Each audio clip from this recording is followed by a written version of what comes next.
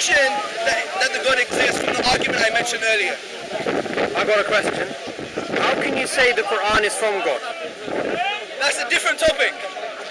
But we could say the Quran is from God for many different reasons. First and foremost, the Quran is a very unique book in the way it addresses human beings. The Quran really wants to jump into your mind, lady. The Quran wants to swim in your soul. The Quran wants to positively engage with you as a human being. It doesn't say believe just because I said so. It says use your brain. يَتَفَكَّرُونَ, for those who reflect. Do you not see the heavens and the earth, the cosmos, the intricacies of the universe? The Quran mentions this. But the Quran goes even further than this. The Quran doesn't stop there and make you think. It goes even further than this. The Quran says, وَإِن كُنْتُمْ فِي رَيْبٍ مِّمَّا نَزَلْنَا عَلَىٰ عَبْدِنَا فَأْتُوا بِسُورَةٍ مِّن مِّثْلِهِ وَادْعُوا شُهَدَاءَكُم مِّن دُونِ اللَّهِ إِن كُنتُمْ صَادِقِينَ. If you're in doubt, we're all doubters here. Yeah, we all doubt in some way. The Quran is saying if you're doubting that this book is not from the Creator, the book we've sent down to Muhammad sallallahu alayhi wasallam, then bring one chapter like it, only one small chapter, and call on your witnesses and your supporters besides God if you're truthful. The Quran is the only religious text that engages intellectually with a human being. It's providing a falsification test to say, if you doubt this book, then bring a chapter like it. And the Mufassirun, which basically means the scholars who interpreted the Quran, they say this indicates the Quran has signs to the divine. It has signposts to the Creator. Well, how do we know this? Well, there are various miracles, what we call miracles. For example, the linguistic miracle, a natural phenomena, scientific miracle, and a historical miracle. Now, you may ask the question, I don't believe in miracles, because miracles just don't make any sense. Well, I agree with you. The old, outdated perspective of miracles, the ironclad definition that miracles are just a violation of natural law, that's not our view.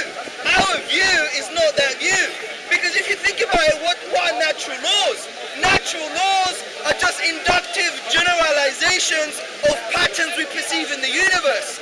Now, what if something changes from the pattern? It doesn't make it a miracle. Exactly.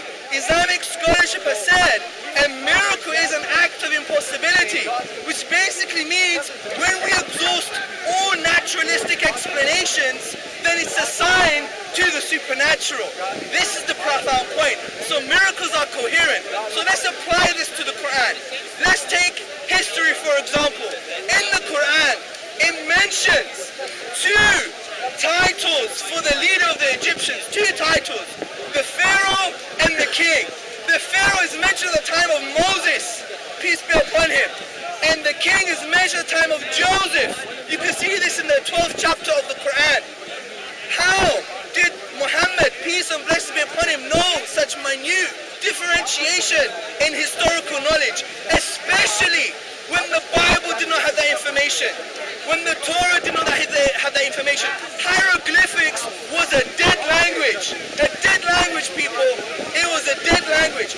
But the Prophet Muhammad sallallahu alaihi wasallam uttered from his lips this type of information.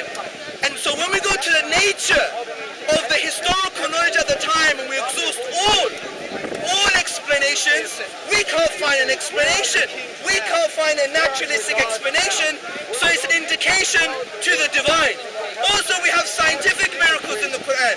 For instance, the Quran in various places, in the 78th chapter and other chapters, it mentions the structure and function of roots of mountains. Yes, brothers and sisters and friends, roots, stakes, pegs. The Quran mentions that mountains have peg-like, stake-like structures, which was mentioned in Dr. Frank Press's book, The Earth.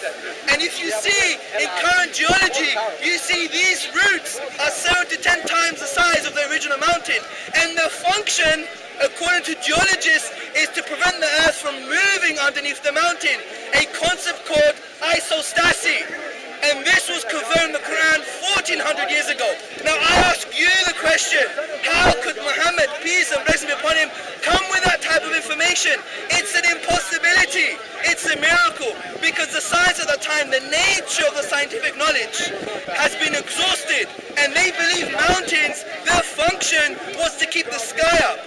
So we come to the conclusion conclusion, brothers and friends, that we have good reasons to believe that the Quran is indeed from the supernatural, from the divine.